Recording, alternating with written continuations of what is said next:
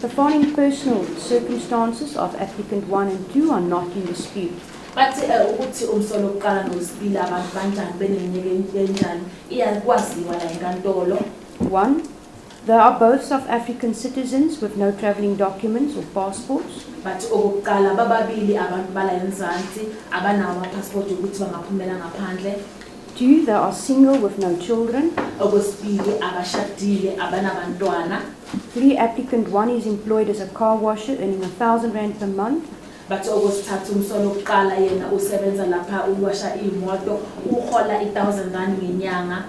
And applicant 2, although he is unemployed, do odd jobs and earns approximately R1,000 per month.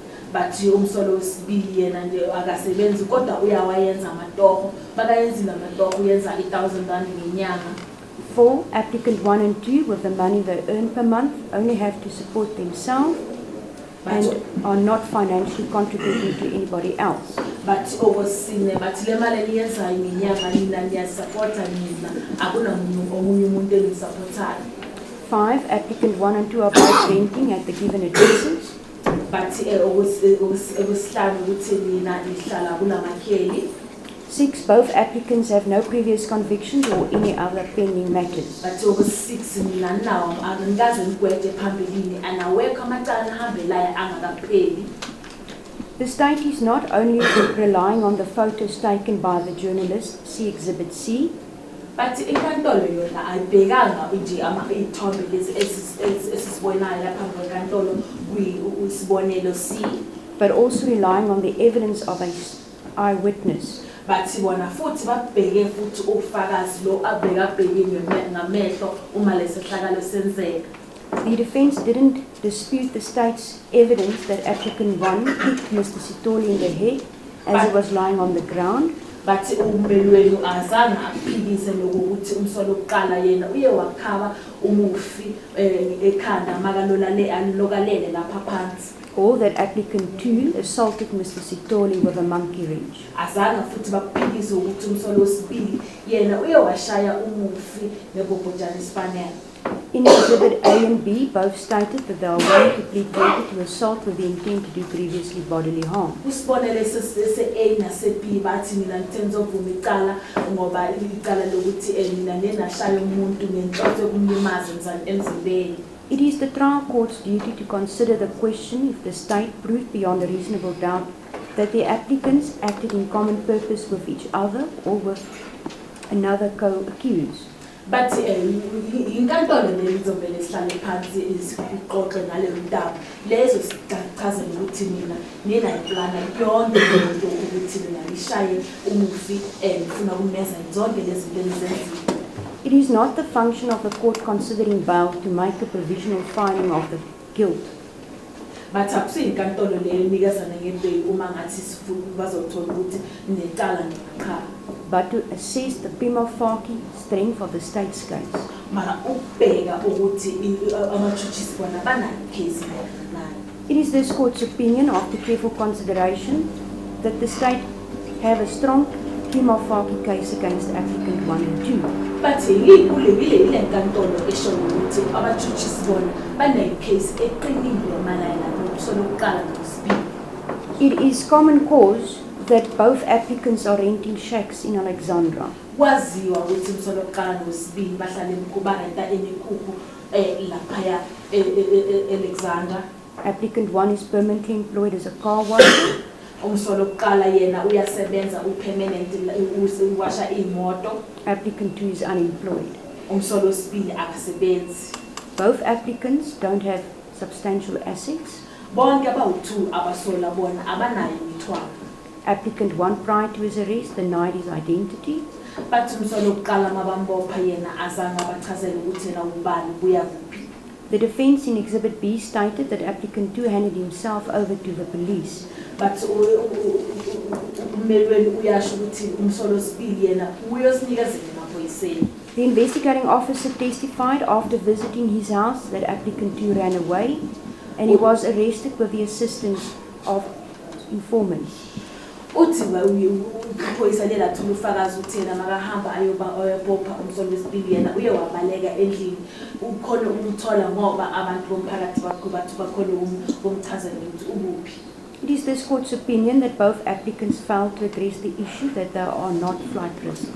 But inkantolo ethi mina ngikhonanga ukuchazela inkantolo ukuthi angeke ngibaleke ningasabuyi nizomela icala leli. They merely relied on the fact that they have been staying at the given address for a couple of years. But mina ngithembe ukuthi behlala kulamakheli wenu for iminyaka eminingi. And they undertook to remain at their rented rooms.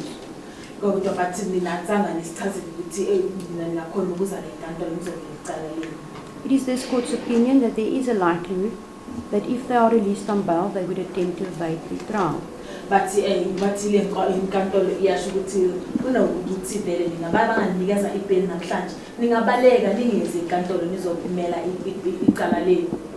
The applicants, as per Exhibit A and B, stated that they don't know the state witness and also don't know where he's staying. But mina nenasho ukuthi animazi lo fakazi azothula ufakazi nami nasho futhi ukuthi anazi ukuhlala ufakazi.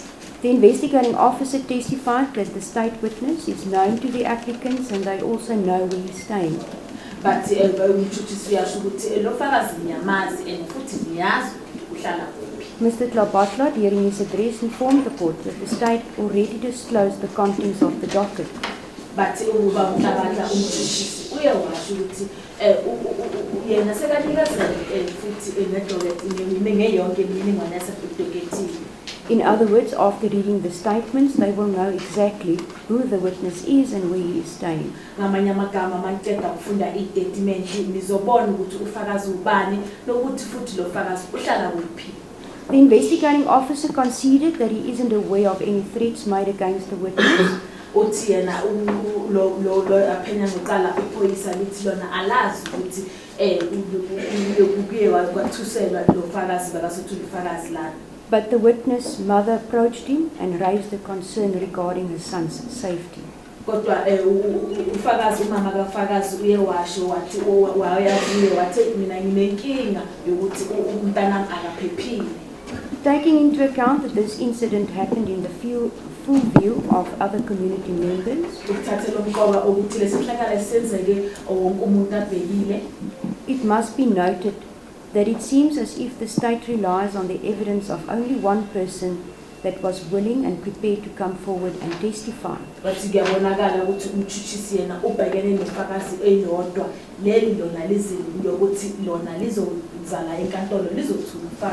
is therefore the court's opinion that there is a likelihood that if applicant 1 and 2 are released on bail, they might attempt to influence or intimidate the witness. But inkantolo ithi yona mali banganikhipha lana inkantolo ngebheli kunesenzeko sokuthi mina ngingahamba ngiyothusa lo fakazi. The motive why the alleged offence took place is also a factor this court must take into account.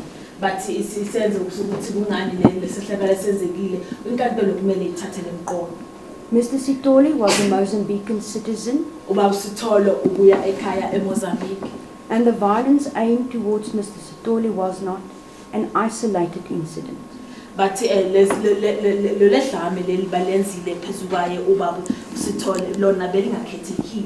because at the time of the alleged incidents, there were various attacks on foreign nationals as xenophobic violence spread throughout the country. But ngaleso sikhathi kushayela ubaba Sithole ukuthi wonke umuntu oza ngokuza lana eMzansi ongahlala la eMzansi bekunedlame phezulu kwabo ukuthi bona kumele bahambe basuke la eMzansi. Scenes of angry men and women burnt shops, looting and vandalizing of foreign-owned shops, foreign nationals being beaten, assaulted and killed took place all over the country. Amadoda nabafazi abakwate kakhulu baye bahlasela amashop abantu abaphuma ngaphandle baye bashawa bashisa yonke into abanayo la eMzansi. There were massive government campaigns.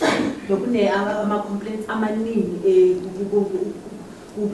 government. Political leaders, churches and many marches to stop xenophobic violence.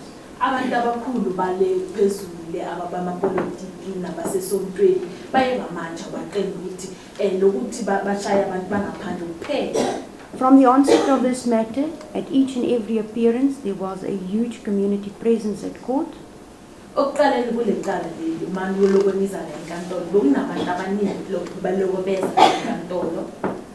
Protests were staged outside court, demonstrating the community's outrage against these type of offences.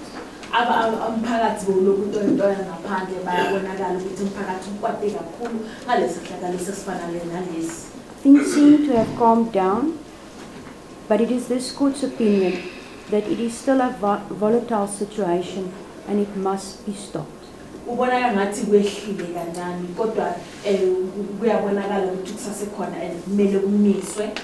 The public peace and security is a factor this court must take into account.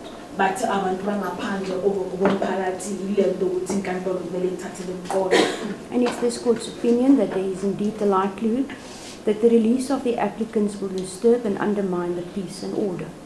But